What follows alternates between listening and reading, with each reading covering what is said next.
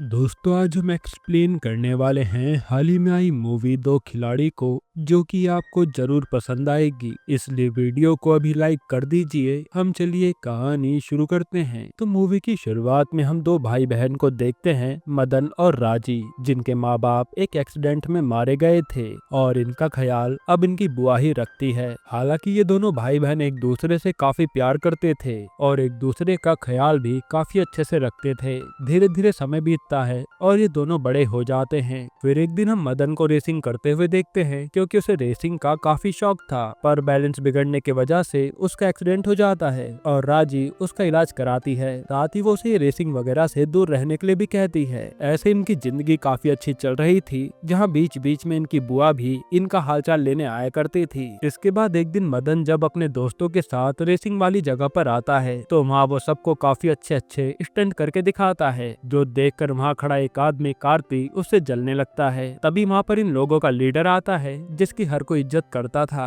और वो इनसे पूछता है कि बताओ आज रेस कौन करना चाहता है। तभी हम मदन आगे आता है और दूसरी साइड से कार्ति अपने खास आदमी को आगे करता है। यहाँ शर्त ये थी कि जो रेस जीतेगा वो हारने वाले लड़के की बाइक के साथ जो मर्जी वो कर सकता है। इसी बात का ये एग्रीमेंट पर भी साइन कर देते हैं। अब रेस शुरू होती है और मदन कार्ति के आदमी से काफी आगे था, लेकिन तभी ट्रैफिक पुलिस इन दोनों को रोकने की कोशिश करती है, जिस पर दोनों ही नहीं रुकते, क्योंकि इन्हें तो कैसे भी करके रेस जीतनी थी। इसी दौरान मदन को पकड़ते वक्त एक ट्रैफिक पुलिस वाले के काफी चोटें भी आती हैं, जो देखकर वहाँ खड़ा इन ट्रैफिक पुलिस वालों का हेड शेखर तुरंत अपनी बाइक से मदन का पीछा करने लगता है। तब इन दोनों के बीच में भयानक चेस होता है और आखिर में मदन को शेखर जैसे तैसे पकड़ ही लेता है। हालांकि फिर जब वो उसे लेकर थाने जा रहा था, तब वो अपने साथी को गिराने के जुर्म में मदन को नाइटी पहनाकर सबके सामने से लेकर जाता है, ताकि उसको ये सबक हमेशा याद रहे। और इससे मदन के ऊपर सारे लोग हंसने लगते हैं, यहाँ तक कि उसकी वीडियो भी बना ली जाती है। इसके बाद मदन को थाने लाया जाता है और यहाँ भी मदन पर सब हंस रहे थे।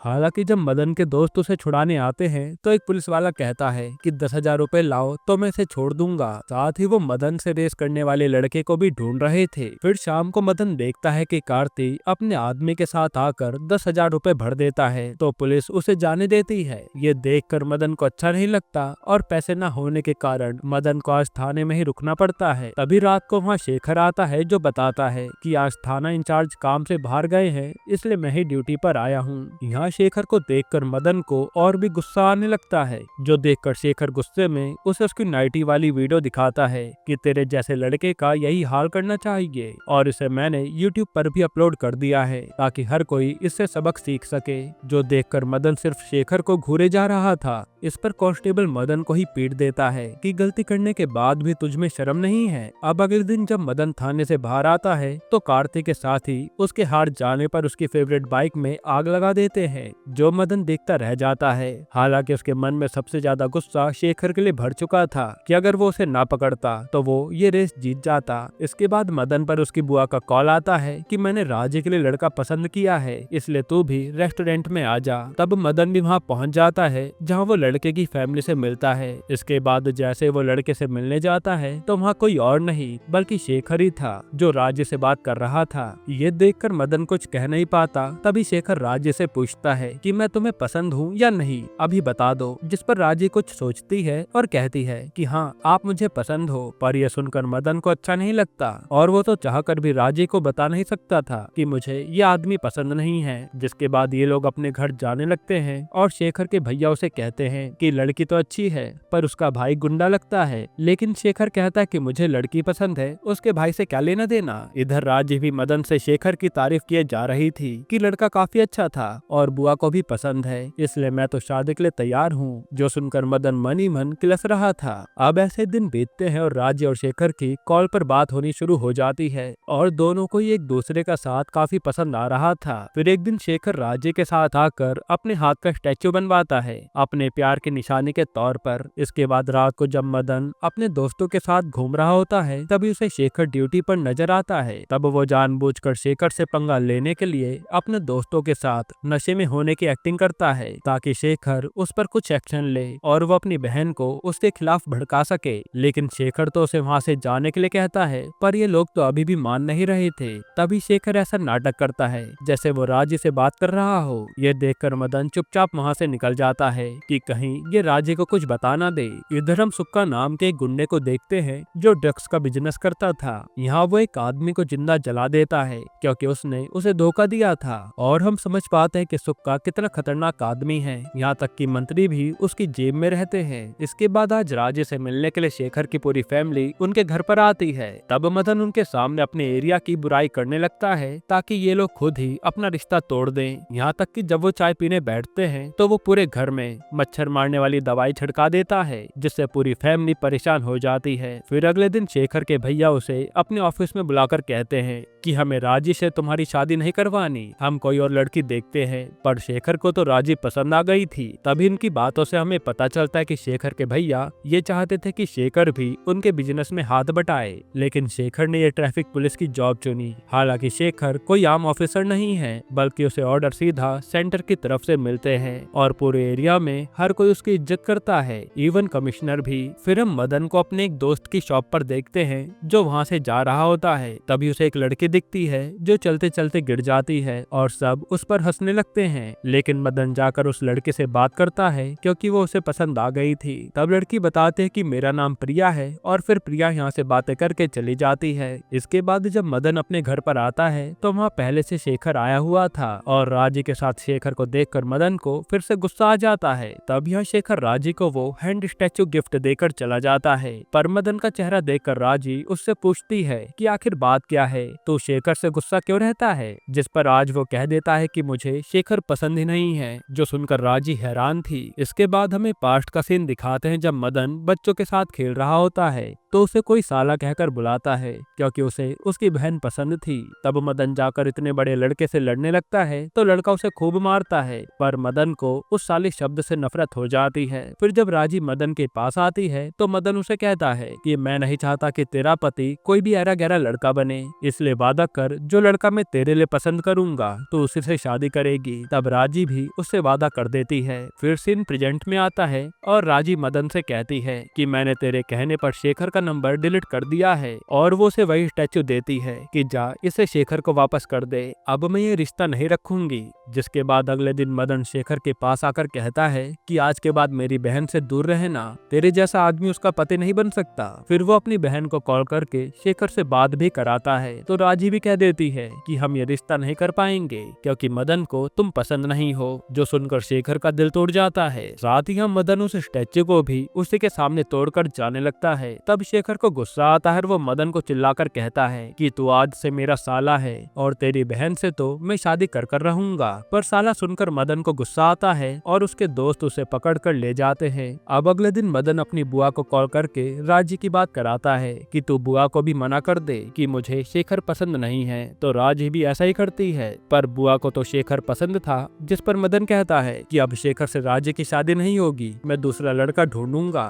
जिस पर उसकी बुआ कहते कि मैं 13 दिन में तुम्हारे पास आ रही हूँ, अगर लड़का नहीं मिला तो मैं शेखर से ही उसकी शादी करा दूंगी क्योंकि वो लड़का बहुत अच्छा है। इसके बाद मदन सीधा मैट्रिमोनी कंपनी में चला जाता है राजी के लिए लड़का ढूंढने। तभी उसकी मुलाकात प्रिया से होती है जो यहाँ जॉब करती थी। तब प्रिया मदन को कई सारे लड़के दिखाती है पर मदन को एक भी पसंद नहीं आता। इसके बाद हम देखते हैं कि प्रिया आए दिन मदन को लड़कों की फोटो भेजती है और मदन हर किसी को रिजेक्ट किए जा रहा था। हालांकि इस दौरान मदन और प्रिया की भी काफी अच्छी दोस्ती हो जाती है और ये दोनों रिलेशन में भी आ जाते हैं। फिर हम देखते हैं कि जो लड़के मदन को भी पसंद आ रहे थे उन लड़कों को राजी रिजेक्ट किए जा रही थी, जिससे मदन भी परेशान हो जाता है। फिर एक दिन जब मदन और प्रिया राजी को एक लड़का दिखाने जाते हैं तभी वहाँ शेखर आ जाता है और वो लड़के को राजी के साथ अपनी फोटो दिखाता है, जिससे वो लड़का सामने से ही मना कर देता है और मदन देखता रह जाता है। ऐसे करके शेखर भी कई सारे रिश्ते राजी के तोड़वा देता है, जिससे मदन भी परेशान हो चुका था। फिर एक दिन जब मदन अपने दोस्तों से मिलने आता है तो वहाँ उसकी लड़ाई कार्तिक से हो जाती है और यहाँ ये फिर से रेस लगाने की बात करते चाहते हैं, लेकिन मदन का दोस्त कहता है कि एक बार दीदी की शादी हो जाए, उसके बाद जितनी मर्जी उतनी रेस कर लेना।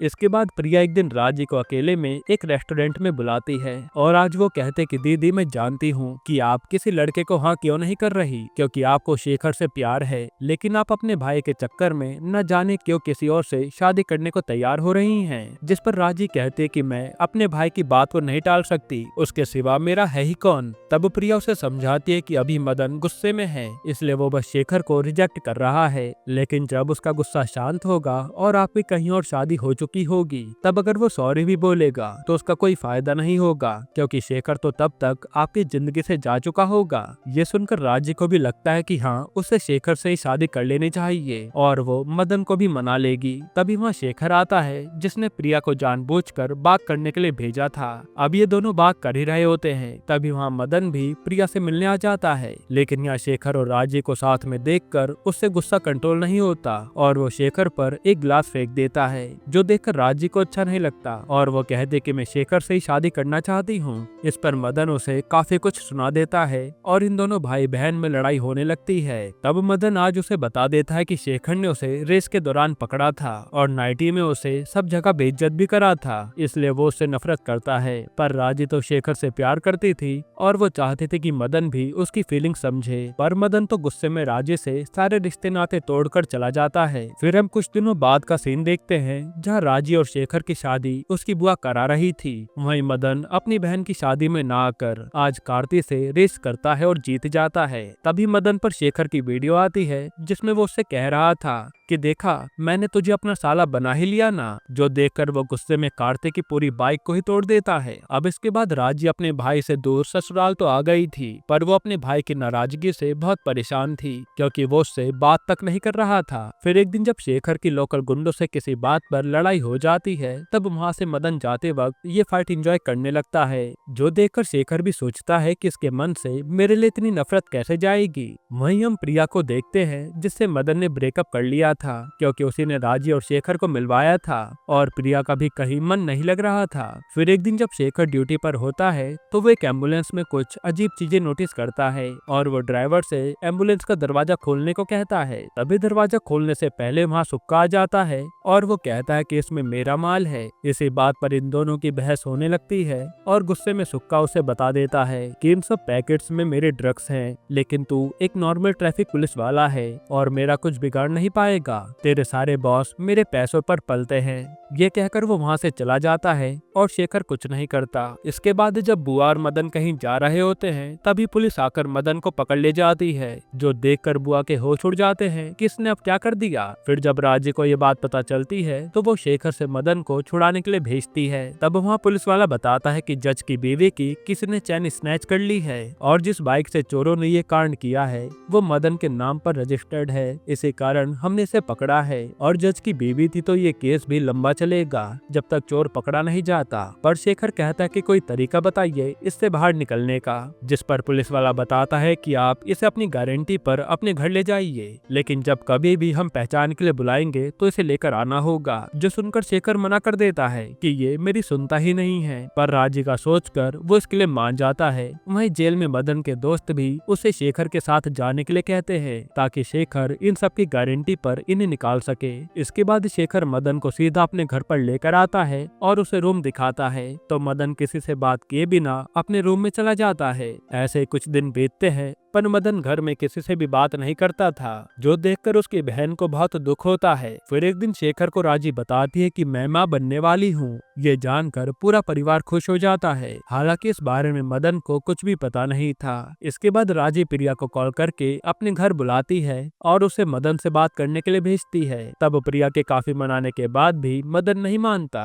इसके बाद जब अगले दिन शेखर छत पर होता है तो वो देखता है कि राजी ने मदन की शर्ट और शेखर की शर्ट को एक साथ रखा है। ये देखकर शेखर समझ जाता है कि राजी यही चाहते कि जैसे तैसे उसके भाई और उसके पति में दोस्ती हो जाए, इसलिए वो सोच लेता है कि वो मदन से दोस्ती कर लेगा। फिर अगले दिन शेखर ड्यूटी के दौरान सुक्का का एक और ट्रक पकड़ता है और उसे आज सीज भी कर लेता है। फिर हम देखते हैं कि आज मदन के लिए मेड इडली लेकर आती है, तो मदन को लगता है कि राजी ने इसे भेजा होगा, इसलिए वो उसे फेंक देता है। साथ ही वो बाहर आकर चिल्लाता है कि मुझ पर प्यार दिखाने की कोई जरूरत नहीं है। तब यहाँ पता चलता है कि अपने साले को मनाने के लिए ये सब तो शेखर ने बनाया है। जो देखकर राजी तो हंसने लगती है, पर मदन का दिल इससे भी नहीं पिघलता। फिर जब अगले दिन शेखर ऑफिस आता है तो कमिश्नर उसे कहते हैं कि तुम सुक्का से पंगा ना लो, वो बड़ा सन की आदमी है। पर शेखर कहता है कि मैं ऐसे मार्केट में ड्रग्स को फैलने नहीं दूंगा। तभी वहाँ सुक्का आ जाता है और उसकी शेखर से बहस हो जाती है, जहाँ सुक्का उसे चैलेंज करता है कि अगर तेरे अंदर दम है तो मुझे हथकड़ी पहना कर दिखा, मैं तेरे जैसे पुलिस वालों को अपनी जेब में रखता हूँ।